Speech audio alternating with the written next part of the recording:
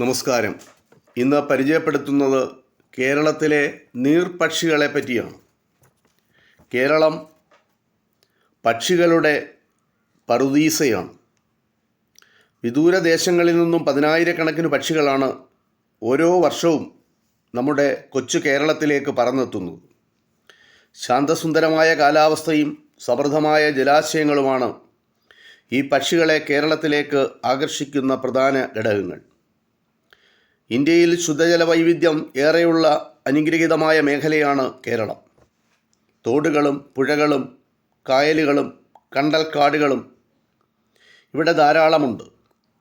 പശ്ചിമഘട്ടത്തിൽ നിന്ന് ഒഴുകിയെത്തുന്ന നദികളും അതുമായി ബന്ധപ്പെട്ട കായലുകളും നീർത്തടങ്ങളുമെല്ലാം പക്ഷികളുടെയും സസ്യങ്ങളുടെയും ആവാസ മേഖലയാണ്. ഇന്ന് ഇങ്ങനെ എത്തുന്ന പക്ഷികൾ അതിൽ ചിലത് കടുത്ത വംശനാശ ഭീഷണി നേരിടുകയാണ്.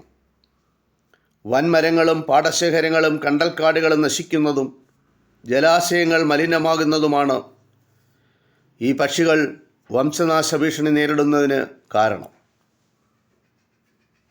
ഇതിൻ്റെ കാരണക്കാരൻ മനുഷ്യനാണ്.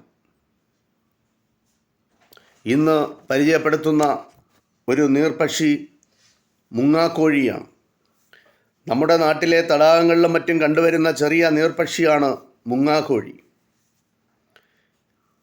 കേരളത്തിലെ നീർപക്ഷികളിൽ വെച്ച് ഏറ്റവും ചെറുതാണ് മുങ്ങാക്കോഴി.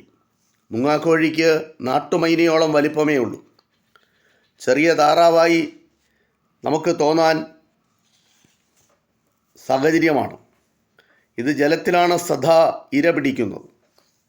ഒറ്റയ്ക്കും ഇണകളായും അത് കാണപ്പെടുന്നു. അല്പം ഉയർന്നു നിൽക്കുന്ന പിൻഭാഗം, ഉരുണ്ടതും അറ്റം കൂർത്തതുമായ അതിൻ്റെ കൊക്ക്, തവിട്ട് കലർന്ന നിറം തുടങ്ങിയവയാണ് മുങ്ങാക്കോഴിയുടെ പ്രത്യേകതകൾ. മുങ്ങാക്കോഴി എന്ന പേര് സൂചിപ്പിക്കുന്നത് പോലെ തന്നെ ഇത് ഒന്നാം തരം മുങ്ങൽ വിദഗ്ധരാണ്.